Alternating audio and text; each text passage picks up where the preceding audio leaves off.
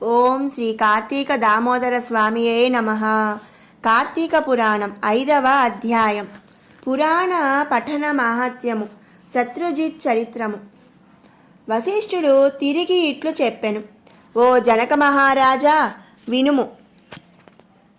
కార్తీక మాసమందు పాపక్షయము కొరకు పుణ్యమును చేయవలయను. పుణ్యము చేత పాపము నశించుటయే కాక పుణ్యమధికమగును.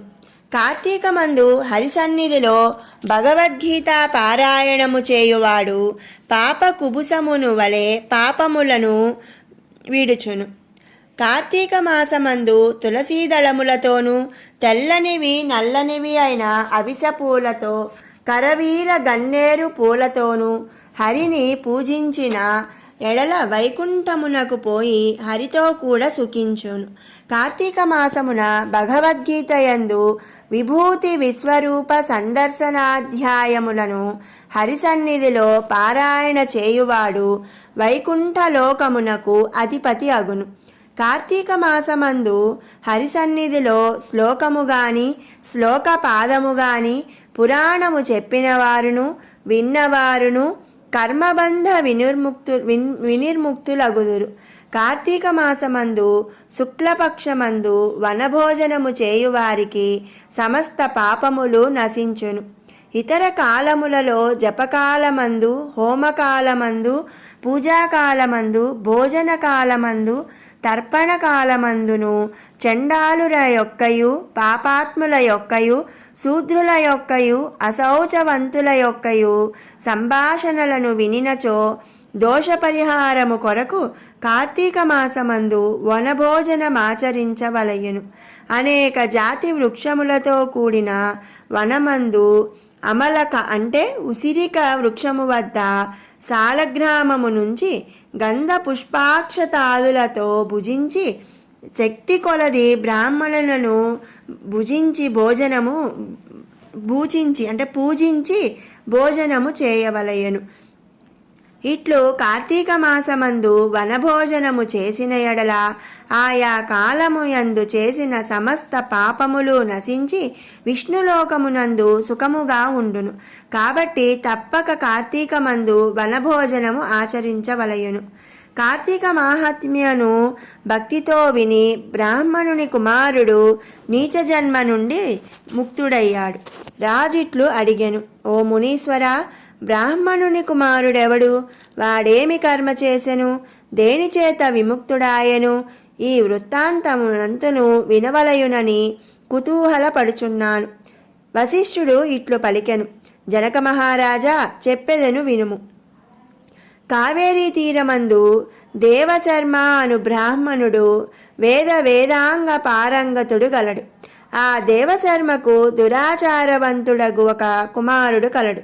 అతని దుర్మార్గమును చూచి తండ్రి, నాయనా, నీకు పాపములు నశించడి ఒక మాటను చెప్పెదను. కార్తీక మాసమందు ప్రాతస్నానము చేయుము. సాయంకాలమందు హరిసన్నిధిలో దీపములను సమర్పించుము. ఈలాగున తండ్రి చెప్పిన మాటలను విని కుమారుడు కార్తీక మాస ధర్మమనగా ఏమి, ఇట్టి కార్యము నాచే ఎన్నటికీ చేయతగదు. ఆ మాట విని తండ్రి, ఓరి దుర్మార్గ, ఎంత మాట అంటివిరా! నీవు అరణ్యమందు చెట్టు తొర్రలో ఎలుకవై పుట్టి ఉండమని శపించెను. తండ్రి శాపమును విని కుమారుడు పశ్చాత్తాపపడి, శాప విముక్తిని దురాచారుడనైన నాకు ఎట్లు కలుగును అని తండ్రిని అడిగాను. ఆ తండ్రి ఇట్లు అనెను, కుమారక, ఎప్పుడు నీవు కార్తీక మాహాత్మ్యము వినెదవో అప్పుడు నీకు మూషికత్వ విముక్తి కలుగునని చెప్పెను. తండ్రి ఇట్లు చెప్పి ఊరకున్నంతలో కుమారుడు గజారణ్యమందు ఎలుక అయ్యను. చెట్టు తొర్రలో నివసించెను. అది అనేక జంతువులకు ఆధారమై ఉన్నది. ఇట్లు కొంతకాలము గడిచిన తరువాత ఒకప్పుడు విశ్వామిత్రుడు మునీశ్వరుడు శిష్యులతో సహా కార్తీక స్నానమాచరించి ఆ వృక్షము యొక్క మొదట కార్తీక మహాత్మ్యమును భక్తితో చెప్పుచుండెను. అంతలో దురాచారుడును హింసకుడును అగు ఒక కిరాతకుడును వేట నిమిత్తము అచ్చటికి వచ్చి బ్రాహ్మణులను చూచి పాపాత్ముడు గనుక దయాశూన్యుడై వారిని చంప నిశ్చయించెను. అంతలో విశ్వామిత్రాది ముని సందర్శనము వలన వానికి జ్ఞానము కలిగి సంతోషించి, అయ్యా, ఏమిటి ఈ పని వల్ల ఏమి ఫలము అని అడిగాను. కిరాతకునికే అడగబడి విశ్వామిత్రుడు ఇట్లు చెప్పెను. కిరాత, వినుము, చెప్పెదను. నీ బుద్ధి మంచిదైనది. ఇది కార్తీక ధర్మము. ఈ ధర్మము మనుష్యులకు కీర్తి పెంపొందించును. కార్తీక మాసమందు మోహము చేతనైనను స్నాన దానాదికమును చేసినవాడు పాప విముక్తుడై వైకుంఠమును చేరును. కార్తీక మాసమందు భక్తి శ్రద్ధలతో కూడినవాడై స్నానదానాది వ్రతము ఆచరించువాడు జీవన్ముక్తుడు అగును. విశ్వామిత్రుడు ఇటులా కిరాతుని గురించి చెప్పిన కార్తీక ధర్మమును వృక్షము మీదనున్న ఎలుక విని అప్పుడే నీచదేహమును విడిచి విప్రుడయ్యను. విశ్వామిత్రుడు అది చూచి ఆశ్చర్యం పొందెను. తరువాత బ్రాహ్మణ కుమారుడు తన వృత్తాంతమునంతా విశ్వామిత్రునికి తెలిపి అనుజ్ఞ తీసుకొని తన ఇంటికి పోయెను. కిరాతుడును మూషక దేహ త్యాగమును బట్టి కార్తీక వ్రత ఫలము చూచి తరువాత ముని వలన సకల ధర్మములను విని వైకుంఠము చేరెను. సుగతిని గోరువారు కార్తీక మాహాత్మ్యమును వినవలెను. విన్నంతనే పుణ్యవంతులై పరమపదము పొందెదరు. కానీ విద్వాంసుడు తెలిసి కార్తీక ధర్మమును విని అభ్యసించవలెను. కాబట్టి తప్పక కార్తీక వ్రతము ఆచరించదగినది. ఇది నిజము. నాకు బ్రహ్మ చెప్పినాడు. రాజా, నీవును పురాణములందు బుద్ధి నుంచుము. అట్లైన ఎడల పుణ్యగతికి పోవుదువు. ఈ విషయమై విచారణతో పనిలేదు, నిశ్చయము అని పలికెను. ఓం శ్రీ కార్తీక దామోదర స్వామియే నమః.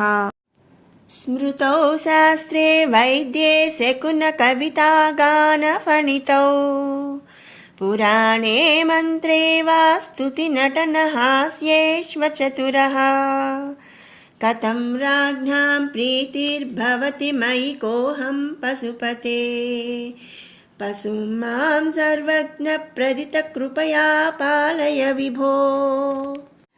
సర్వేశ్వర, స్మృతులందు గాని తర్క వ్యాకరణాది శాస్త్రములందు గాని వైద్యమునందు గాని జ్యోతిష్యమునందు గాని కవిత్వమునందు గాని సంగీతమునందు గాని పురాణములు చెప్పుటలో గాని నాట్యంలో గాని హాస్యం చేత నవ్వించుటలో గాని నేను నేర్పు లేనివాడను.